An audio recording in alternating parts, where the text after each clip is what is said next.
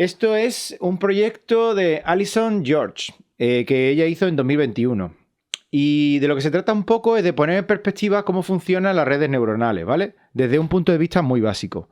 Porque muchas veces cuando hablamos de redes neuronales es muy complejo visualizarlas desde intentar abstraer la mente para comprenderlas, ¿no? Y te explica un poco cómo funcionan las redes neuronales desde el principio. Te explica qué es un neurón, qué es una red, qué es cómo funciona la propagación en tres tipos de pasos y cómo funciona el cálculo. Y luego tiene una parte del sandbox que es la que me parece más interesante. Entonces, si vamos parte por parte, vayamos al principio, vemos un poco que explica cómo funciona cómo vemos nosotros, cómo reconocemos los objetos, ¿no? Y lo que trata de la red neuronal esta o este ejemplo es de identificar la diferencia entre una frambuesa o una fresa, ahora no lo recuerdo, y un arándano. Y entonces, ¿cómo entrenar una red neuronal para que lo haga? Aquí explica un poco cómo clasificamos los elementos entre arándano y fresa, ¿no? Y las fresas tienen diferentes tamaños, diferentes formas y como seres humanos, pues nosotros tenemos ciertas redes en nuestro cerebro que le dicen a nuestro cerebro que eso es un arándano y eso es una fresa, ¿no? Pero claro, para que nuestro cerebro llegue a esas conclusiones, pues tiene que ser entrenado de una forma muy específica. Aquí explica un poco qué es lo que hacemos cada vez que utilizamos un CAPTCHA en el que tú tienes que decirle a Google si hay un paso de cebra, si hay una moto o si el señor que está cruzando la calle lleva un casco puesto.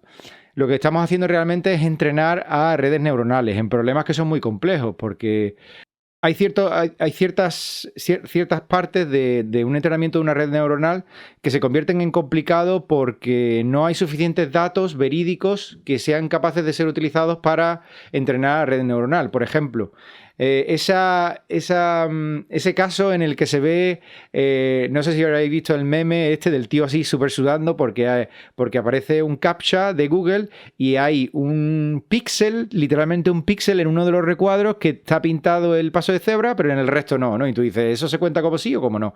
Y claro, eso para una red neuronal es un problema al rendimiento que va a tener o cómo de eficaz es la red neuronal, ¿no? Explica un poco cómo hacemos nosotros el entrenamiento, como cada vez que resolvemos un CAPTCHA, nosotros somos los que estamos entrenando a las redes neuronales. Y aquí explica un poco cómo cada neurón pues, activa una clasificación específica del ítem que vamos a clasificar. Aquí explica un poco cuáles son los datos que va a utilizar la red neuronal para entender qué es una blueberry y qué es una strawberry. Entonces, de cada una de las fotos pues hay que extraer cierto tipo de features y esos features van a ayudar a definir qué es cada cosa. Aquí vemos un poquito en cuanto a redondez y en cuanto a longitud, dónde más o menos quedan los arándanos y dónde más o menos quedan las fresas.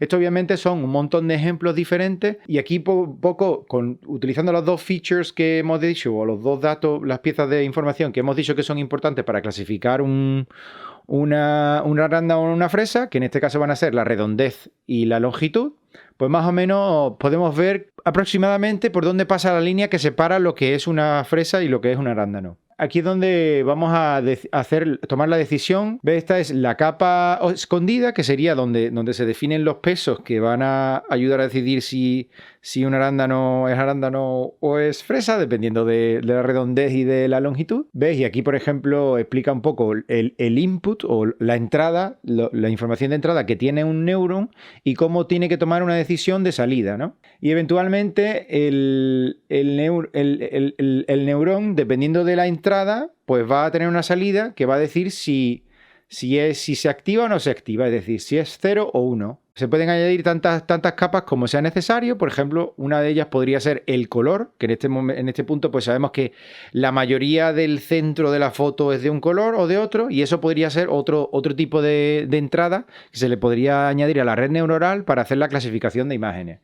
Vale, aquí es donde tú empiezas a jugar un poco con la red neuronal y la entrenas y aquí puedes un poco jugar con los pesos, por ejemplo, puedes añadir diferentes pesos, puedes quitar pesos y ver cómo cambia el algoritmo o cómo cambia el resultado del algoritmo que tú estás entrenando.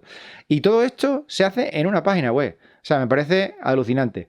Así que si os gusta la idea, echadle un vistacillo y desde luego tiene mucho que jugar.